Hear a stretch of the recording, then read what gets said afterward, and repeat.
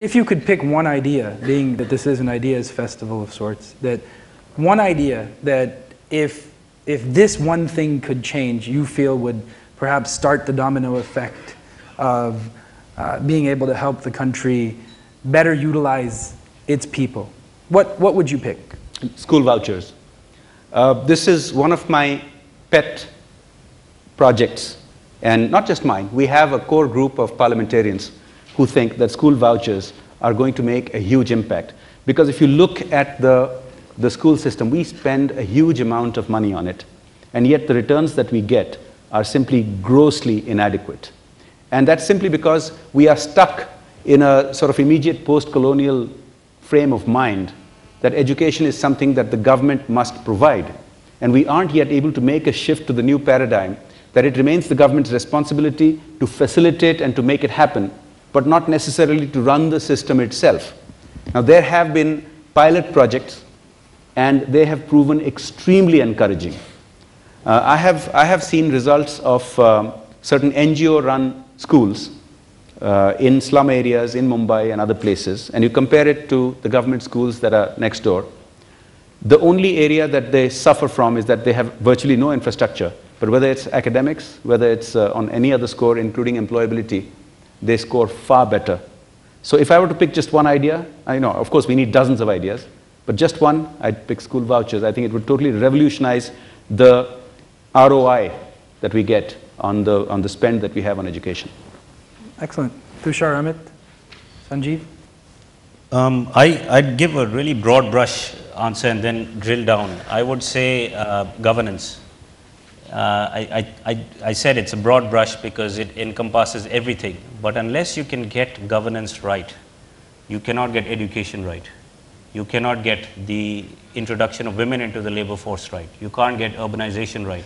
You can't get any of these other issues that have been so well raised by Amit and the rest of the panel.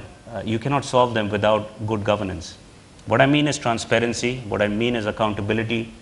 What I also mean is that allowing an institutional framework to develop rather than a personality-based or a leader-based framework. This is an issue which we can debate all day and all night, but I think it is the one big idea which needs to be done is a prerequisite for any sort of reform which would give us this demographic dividend. I may come back to you to ask you a specific on, absolutely. on how you might actually have governance change, but before that I'll come to Sanjeev.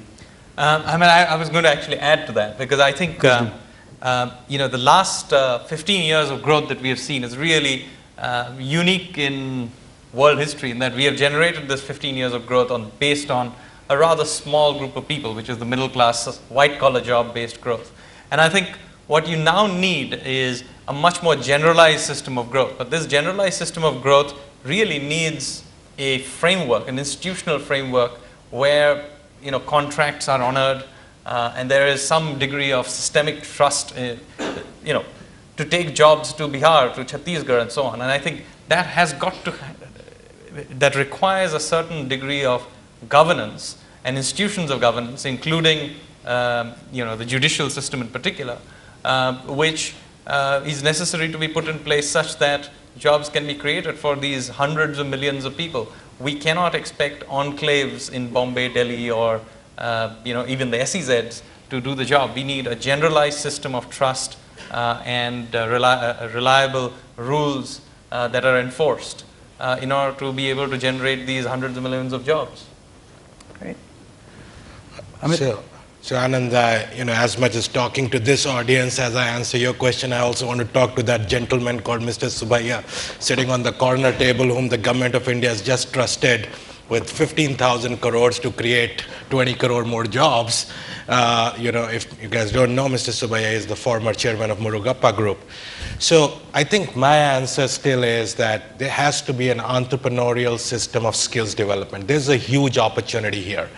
We have to stop thinking about that India will just be a knowledge economy. We only got to create white-collared workers and great managers. I think we have to reignite manufacturing. We have to have skills development at every level, especially at blue-collared and gray-collared level.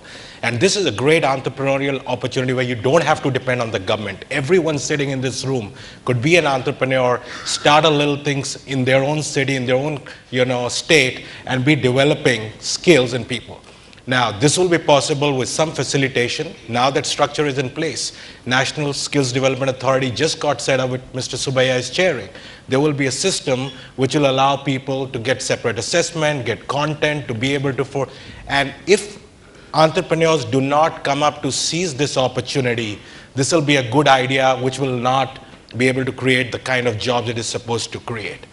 Most importantly, I think as we think about creating these 20 crore more jobs, we need a place where the skills development can happen. And the other thing which I hope Mr. Subbiah can take up is the SEZ should start standing for special education zones. And some states are already doing it, but that will be a very important idea so that we can take young entrepreneurs, take this, the power in the young people here and create entrepreneurial opportunities for skills development.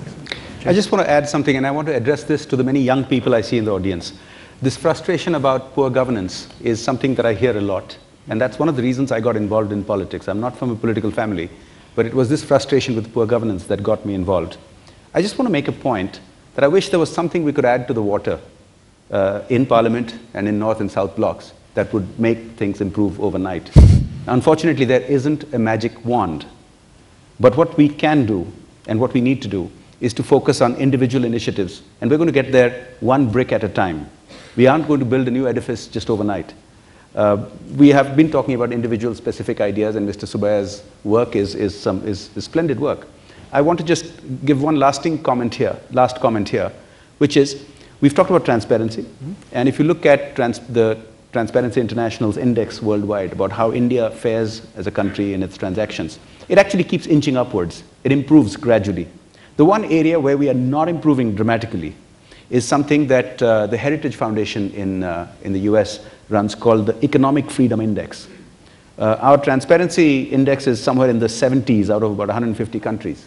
In terms of economic freedom, we rank about 120, well below our transparency index. So we have a long way to go from where we have come so far since 1991 in enabling the economic freedom that will ensure that we can take advantage of our entrepreneurial abilities.